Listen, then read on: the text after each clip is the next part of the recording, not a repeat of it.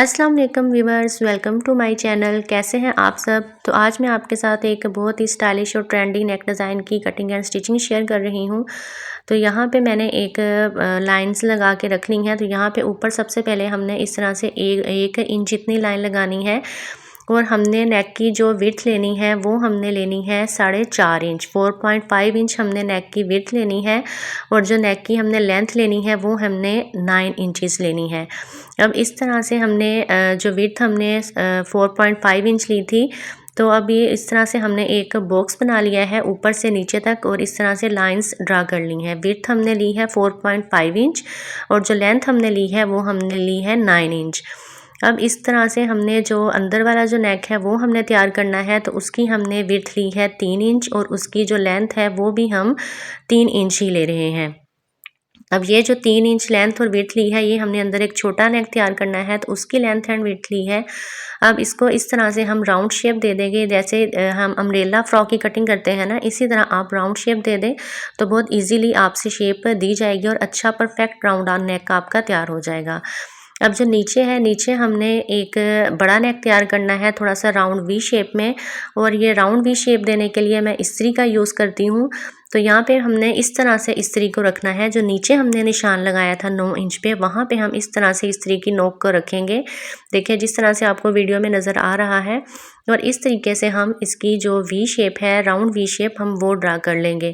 तो आप वैसे भी ड्रा कर सकते हैं अगर आप करना चाहते हैं, लेकिन मैं इस्त्री का यूज़ करती हूँ। इससे क्या होता है कि इससे बहुत अच्छी सी एक शेप राउंड वी शेप आ जाती है। तो यहाँ से पे मैंने हल्की सी लाइन लगा ली है और उसके बाद मैं इसको आपके सामने ही डार्क करके दिखाती हूँ ताकि आपको सही से समझ आ जाए कि देखें इस तरह से हमने ये राउंड वी शेप दे दी है।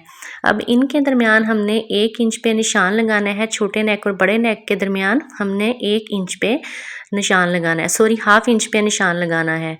और उसके बाद हमने इसको इस तरह से हल्की सी, आप पत्ते की शेप कह लें, उस तरह से हमने इसको थोड़ी सी इस तरह से शेप देनी है।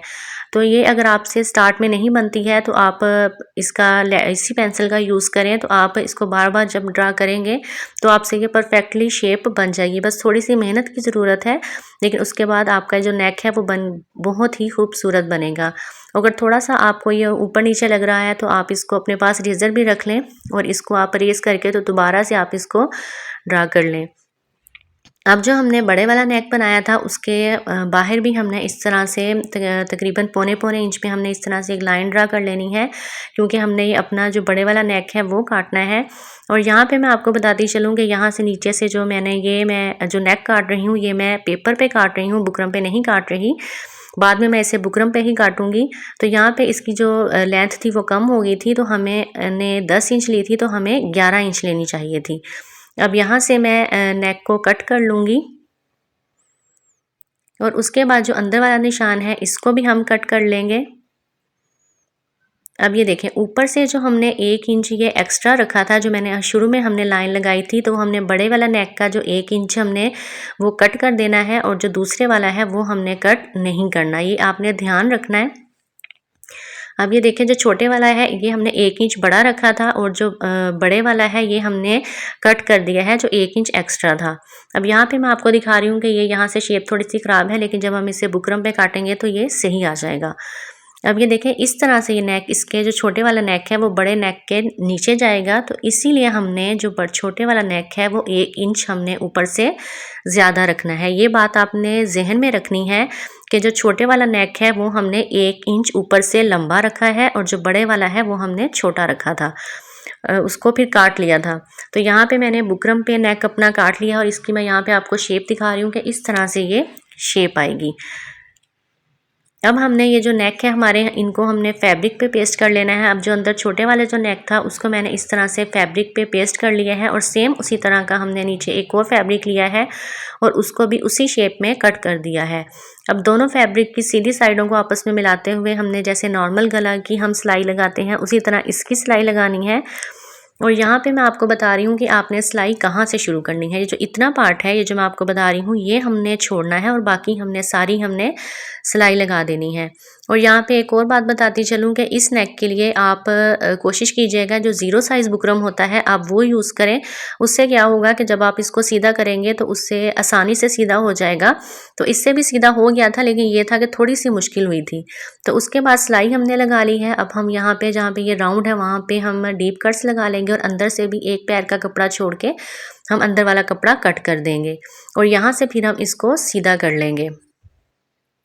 यानी कि सीधा मैं कर रही हूँ, उसके बाद आपको दिखाती हूँ कि इसकी फाइनल जो लुक है वो क्या है। तो यहाँ पे मैंने इसको सीधा कर लिया है, इसको प्रेस भी कर लिया है और जो नीचे से था जो सिलाई खुली थी उसको मैंने कपड़ा अंदर की तरफ फोल्ड करके तो यहाँ पे UHU लगा दी है और बाद में हम इसके ऊपर सिलाई लगा देंगे। और जो ये बड़े वाला नेक जो हमने राउंड वी शेप में काटा हुआ था तो इसको भी मैंने अलग से फैब्रिक पे पेस्ट कर लिया था और इसको इसी तरह से जैसे हम नॉर्मल नेक अपनी शर्ट के साथ अटैच करते हैं उसी तरह से इसको मैंने अटैच कर लिया है और एक एक पैर का कपड़ा छोड़ के फिर हम इसको काटेंगे और इसको फोल्ड कर दिया है। फोल्ड करने के बाद हमने इसको इस्त्री भी कर लिया है। अब यहाँ पे मैं आपको एक लेस दिखा रही हूँ कि हमने किस तरीके से इसके ऊपर लेस रख के लगानी है। बड़े नेक पे भी हमने लेस लगानी है और जो छोटे वाला नेक है इस पे भी। तो यहाँ पे मैं आपको दिखा रही हूँ कि इतना इतना जो हमने नीचे से पोर्शन है वो छोड़ना है और बाकी सब पे हमने लेस अपनी ये अटैच करनी है। अब ये देखें यहाँ पे हमने लेस अपनी अटैच कर ली है। अब इसको अंदर से हमने इस तरह से फोल्ड करके यहाँ पे तरपाइयाँ करनी है।